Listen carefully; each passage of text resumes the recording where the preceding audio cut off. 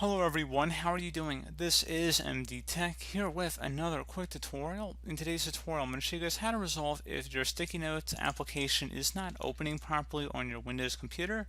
So I imagine this could definitely be a frustrating issue if you got some important notes you have to take. So in today's tutorial, I'm going to show you guys how to hopefully resolve that without too much of a problem. And we're going to go ahead and jump straight into it.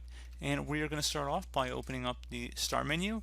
Type in Windows PowerShell. Best result should go back to Windows PowerShell. Go ahead and right click on that and select Run as Administrator. If you receive a user account control prompt, go ahead and select Yes. So now in this Windows PowerShell window here, you want to copy a command I'm going to have in the description of the video, and then go up to the top bar of this Windows PowerShell window here, right click on it, select Edit, and then select Paste to paste in a command I'm going to have in the description of the video.